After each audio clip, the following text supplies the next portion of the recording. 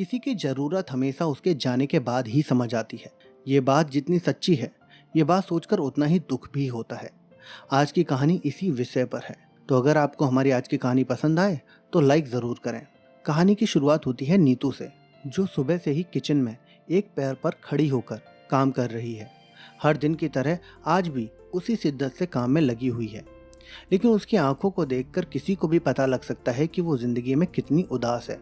और हो भी क्यों ना, उसका पति केशव आज नीतू को फिर उसकी औकात दिखाकर घर से दफ्तर के लिए निकल गया।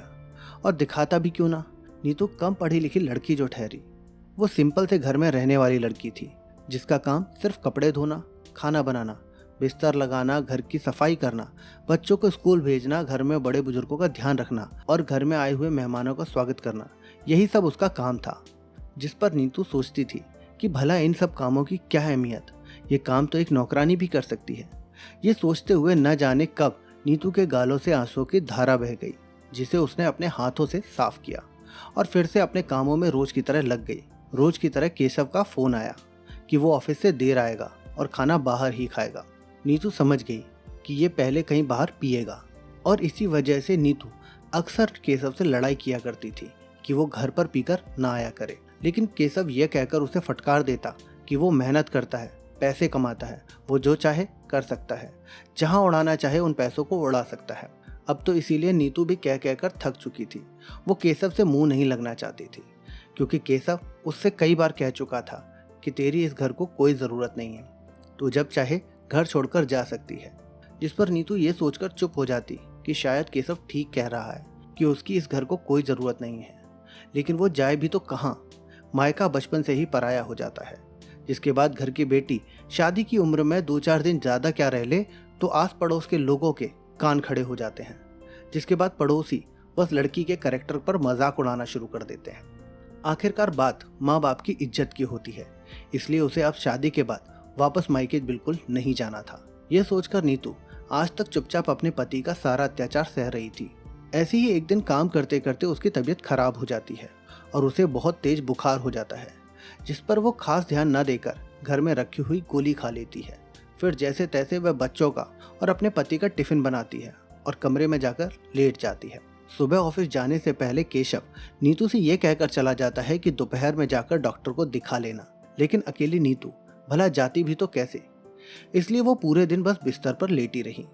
जहाँ शाम होते होते नीतू का बुखार बहुत ज़्यादा बढ़ जाता है और उसकी तबीयत में जरा सा भी सुधार नहीं आता।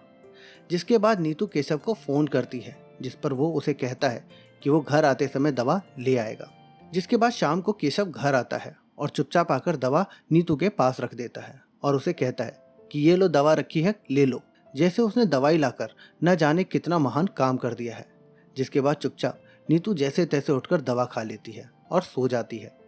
वहीं दूसरी ओर नीतू की सास ने घर में पहली बार आज का खाना बनाकर इस बात पर मोहर लगा दी कि वाकई इस घर को नीतू की कोई ज़रूरत नहीं है। शाम से रात हो जाती है, लेकिन नीतू की तबीयत में जरा सा भी सुधार नहीं आता है, जिसकी वजह से नीतू रात में भी खाना नहीं खा पाती है और वो बेचैन होकर तड़प रही होती है। उधर केशव चैन से खर्राटे लेकर सो रहा था, और सोए भी क्यों ना, अगले दिन उसे काम पर जो जाना था। अगले दिन सुबह फिर से केशव नीतू के पास आता है और वैसे ही ऑफिस जाने से पहले दवाई ले लेना कहकर चला जाता है। उधर सास ने भी बीमारी में हाथ पैर चलाने की नसीहत देकर महानता का काम कर दिया था, लेकिन शाम तक नीतू की तबीयत और बिगड़ जाती है।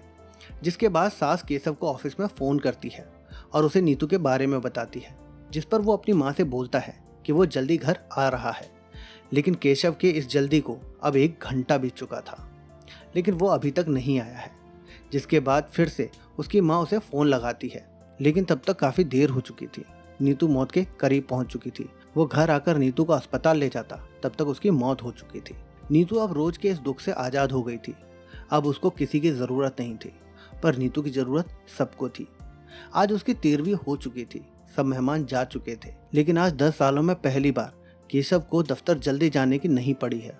और भला जाता भी कैसे, उसे तो घर के काम जो करने थे, वो सारे काम जो नीतू के होने पर उसे पता भी नहीं चलते थे। आज उसे पता चला कि नीतू की इस घर को कितनी ज़रूरत है। आज उसे अपने तौलिए, ऑफिस की फाइलें, यहाँ तक कि छोटी छोटी चीज़ें जिसका उसे कोई अंदाज़ा भी नहीं था, नहीं मिल रहा था। उसे पता भी नहीं था कि उसे नीतू की कितनी ज़रूरत है। जिसके बाद वो नीतू के कमरे में जाता है और नीतू की फ़ोटो लेकर रोने लगता है। आज ज़िंदगी में पहली बार केशव को नीतू की ज़रूरत पड़ी, लेकिन नीतू की ज़रूरतों का क्या, जो आज तक केशव ने कभी पूरी नहीं की। तो दोस्तों, इस कहानी से हमें ये पता चलता है कि किसी के घर से जाने के बाद ही हमें उसकी कमी का एहसास होता है। इसलिए आप घर में कभी भी किसी को भी ऐसा महसूस ना करवाएं कि जैसे उसकी कोई ज़रूरत ही नहीं है, क्योंकि जब वो इंसान घर से चला जाता है तो आपको सबसे ज़्यादा ज़रूरत उस इंसान की ही महसूस होती है। मैं उम्मीद करता हूँ कि आपको हमारा आज का सुविचार पसंद आया होगा। तो आप अपनी राय कमेंट बॉक्स में ज़रूर लिखें। वीडियो पसंद आई है तो वीडियो को लाइक करें, अपने दोस्तों के साथ शेयर करें। ऐसे ही और सुविचार सुनने के लिए आप हमारे चैनल सुविचार कहानियाँ को सब्सक्राइब ज़रूर कर लें। चलिए मिलते हैं आपसे अगले वीडियो में एक और नया सुविचार लेकर।